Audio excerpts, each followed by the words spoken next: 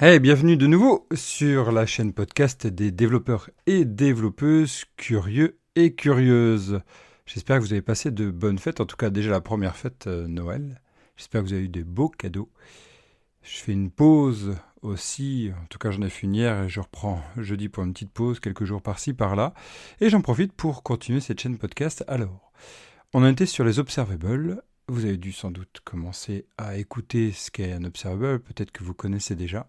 Rappelons que l'observable nous permet de gérer du synchrone et de l'asynchrone, nous permet de faciliter les échanges asynchrones et les traitements et même les pré-traitements. Et c'est ça qu'on va voir aujourd'hui avec les opérateurs. Et on va commencer avec donc pipe, tap et map. Alors les opérateurs, c'est quoi? Vous vous souvenez de la commande fetch de Vanilla.js? Vous savez, quand on est en JS normal, fetch, ça nous permet de récupérer, en fait, d'aller requêter sur le serveur un fichier, une URL, en gros une URL, et derrière de récupérer soit un blob, donc des données streamées binaires, ou des données streamées qui sont du JSON. Comment ça se passe? Il y a une première étape qui est, je récupère le retour, donc je fais une requête vers le serveur, je récupère un retour, j'ai mon premier zen, et après qu'est-ce que je fais? Je fais un point JSON, par exemple, pour récupérer JSON, et de nouveau, c'est une promise. Vous voyez, c'est ce point zen, puis point zen. Cette idée d'intervenir avant de récupérer de nouveau.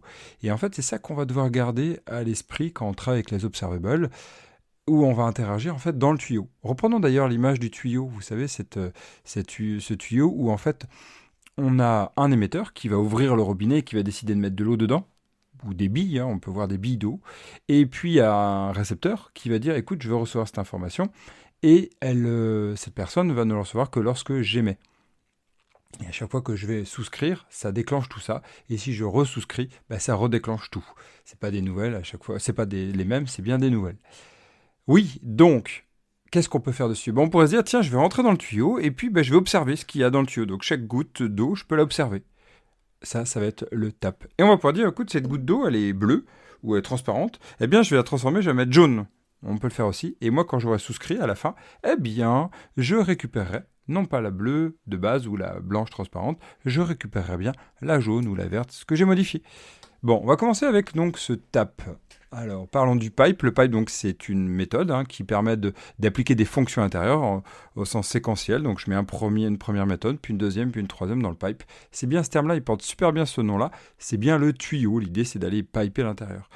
Et après, donc, on va pouvoir lui appliquer des opérateurs. Qu'est-ce qu'un opérateur? L'opérateur, c'est une fonction pure. Je vous laisserai revoir ce que c'est une fonction pure, mais c'est un peu comme une fonction mathématique, en gros. On est sûr du résultat, donc c'est des données qui sont sûres en entrée et en sortie, et donc à chaque fois, il y a le même résultat, le même comportement attendu. Vraiment le principe de fonction mathématique. Je vais essayer de voir, par exemple, sur Wikipédia ou sur certains sites, ils aiment bien parler de ces fonctions pures, et puis ça revient vachement à la mode en ce moment, surtout avec le réavènement, puisque ça existe depuis tellement longtemps, de la programmation fonctionnelle. Et donc, on va pouvoir chaîner ces opérateurs à l'intérieur du pipe. Les premiers exemples, donc, ça va être avec tap et map. Ça va être, avec tap et map. Le premier qu'on va voir, donc, c'est tap. Donc, l'idée, c'est de pouvoir mettre une fonction qui va regarder dans le tuyau sans altérer le tuyau. On ne va pas altérer, on regarde juste. Bon, il faut savoir qu'aujourd'hui, c'est obsolète et on va plus privilégier le next, juste le next de l'observable. Donc, avec l'opérateur qui va regarder ça de base, donc ce n'est plus un opérateur, mais bon, on peut quand même regarder parce que ça nous aide à comprendre. Donc ça fait mon observable.pipe, entre parenthèses, type, entre parenthèses, et là on applique une expression lambda. Et on va pouvoir faire un console, on va pouvoir inspecter, renvoyer même des informations, peut-être aller communiquer, peut-être faire une partie socketio. Bref, il y a vraiment plusieurs moyens. Et dès qu'on va subscribe, le tab va s'exécuter. Premier point important aussi à retenir, deuxième, c'est le subscribe. L'opérateur map, lui, c'est vraiment le premier opérateur vraiment intéressant parce qu'on va pouvoir transformer ce qu'il y a dans le tuyau. Imaginons que nous ayons un tuyau qui met donc des entiers commençant par 0, donc ça va faire 0, puis 1, puis 2, puis 3. Nous, on aimerait que ça commence par 1. On va, au lieu d'aller faire plus 1 à la fin dans le subscribe, ce qu'on va faire, c'est qu'on va pouvoir directement altérer et lors du subscribe, on aura le résultat de cette modification. Donc, ça modifie bien chaque bit qui est à l'intérieur, à chaque fois qu'on émet. Donc il y a une émission de 0, nous ce qu'on va faire, on va faire un map et on va faire item, flèche, donc l'expression lambda, item plus 1.